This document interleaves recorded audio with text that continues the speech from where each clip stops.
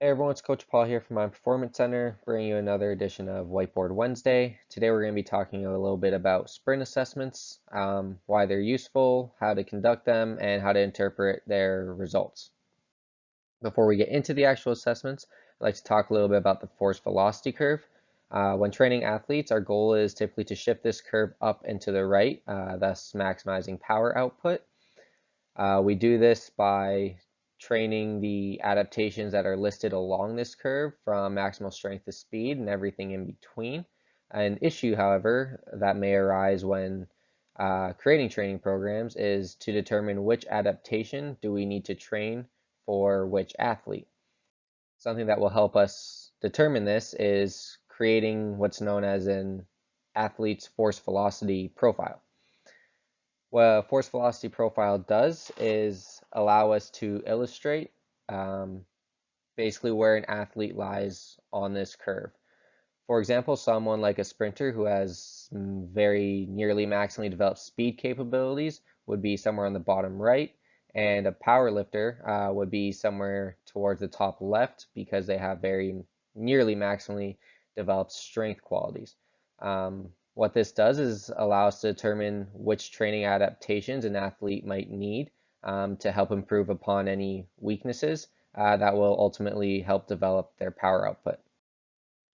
Developing a force velocity profile is very beneficial and um, can be very useful because each athlete is built differently. For example, some athletes can be very strong and be able to produce a large amount of force, but they're not very fast. Knowing that power equals force times velocity, those type of athletes are missing half the equation, and that's something that we can address through training. The opposite is true for athletes who can be very fast but not very strong. Again, they're missing the other half of the equation, which could be limiting their power output. So one way that we can develop an athlete's force velocity profile is through a sprint assessment, such as a 40-yard dash. To conduct a 40-yard dash test, you would basically have an athlete just sprint 40 yards while you record their splits at 10 and 20 yards. What this will give you is the time it took them to get from 0 to 10 yards, 10 to 20 yards, and 20 to 40 yards. Once you have these times, you can then determine and identify where an athlete's weak points may be and structure training to improve upon those. For example, if an athlete is slow from 0 to 10 yards, they would best benefit from further strength development and improving their ability to produce a high amount of force through exercises such as squat, bench, deadlift at loads greater than 80% of their 1 rep max. An athlete who is slower from 10 to 20 yards would best benefit from a power development focus, which would improve the rate at which they can exert force by performing exercise such as cleans at 60 to 80% of their 1 rep max.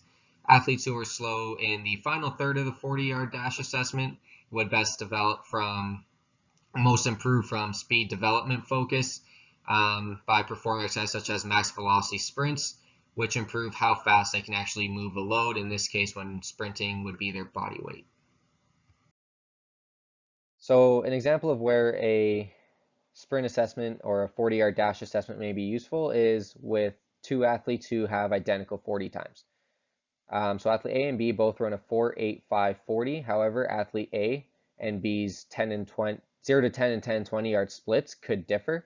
Athlete A's 0 to 10 yard split is below 60% of his 10 to 20 yard split, which would tell us that he would probably best improve or benefit from focusing on a power block in his training, while athlete B, whose 0 to 10 yard split is greater than 60% of his 10 to 20 yard split, um, would probably best benefit from a block that focuses on strength training. So there we can see how athletes who may run the same 40 time can have individualized and uh, programs with different focuses based on what they need at that moment. The great thing with 40-yard dash assessments is that they can be performed bi-weekly or monthly so that you can continue to update your programming uh, based on an athlete's numbers that may or may not change from month to month. So you can determine which stimulus you need to provide and how long, how many weeks you need to continue to provide that stimulus to elicit the intended adaptation within the athlete.